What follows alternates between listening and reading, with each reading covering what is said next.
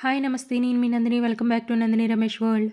ఈరోజు మన కిచెన్లో చాలా ఈజీగా, హెల్తీగా, సూపర్ టేస్టీ ఆలు పాలక్ కర్రీ ఎలా తయారు చేసుకోవాలో చూద్దాం.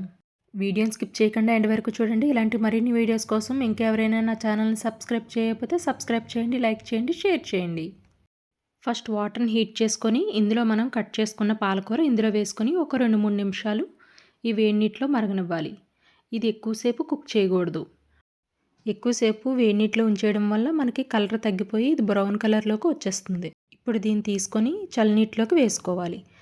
చల్లనీటిలో వేయడం వల్ల దీని కలర్ తగ్గదు, న్యూట్రియంట్స్ కూడా లాస్ అవ్వవు. ఇలా తీసేసుకున్న తర్వాత ఈ వాటర్ని యూజ్ చేయకూడదు ఇంకా. ఇలా చల్లనీటిలోకి తీసుకున్న పాలకూరని మిక్సీ జార్లోకి వేసుకొని మెత్తగా గ్రైండ్ చేసుకోవాలి. ఇలా గ్రైండ్ చేసుకొని పక్కన పెట్టుకోవాలి. ఇప్పుడు స్టవ్ వెలిగించి ప్యాన్ పెట్టుకొని ఇందులో ఒక 2 స్పూన్స్ ఆయిల్ వేసుకోవాలి. ఆయిల్ బాగా హీట్ అయిన తర్వాత 3 ఎండుమిర్చి తుంచి వేసుకోవాలి. ఇందులోనే 1 స్పూన్ జీలకర్ర, పొట్టు తీసిన వెల్లుల్లి కొంచెం కట్ చేసి వేసుకోవాలి.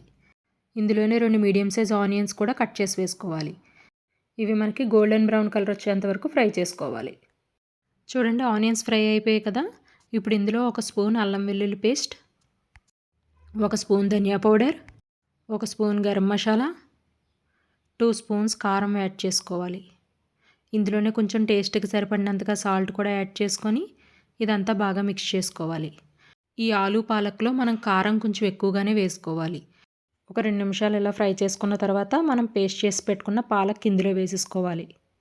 ఇదంతా బాగా మిక్స్ చేసేసుకొని మనకు పాలక్లో ఆయిల్ సెపరేట్ అయ్యేంత వరకు ఒక 10 నిమిషాలు మూత పెట్టి కుక్ చేసుకోవాలి. చూడండి, 10 నిమిషాల తర్వాత మనకు ఆయిల్ అంతా సెపరేట్ అయ్యి పాలక్ బాగా ఫ్రై అయింది కదా.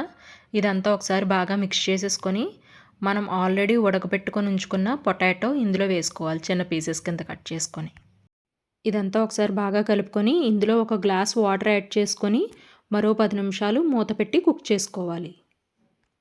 10 నిమిషాల తర్వాత మన కర్రీ చూడండి ఎంత బాగా కుక్ అయిందో. ఇప్పుడు చివరిలో ఒక 2 స్పూన్స్ గీ యాడ్ చేసుకోండి. ఈ గీ యాడ్ చేసుకోవడం వల్ల మన కర్రీ మరింత టేస్ట్ పెరుగుతుంది. ఈ టేస్టీ రెసిపీని అస్సలు మిస్ అవ్వకండి. మీరు కూడా ట్రై చేసి ఎలా వచ్చిందన్నది కామెంట్ చేయండి.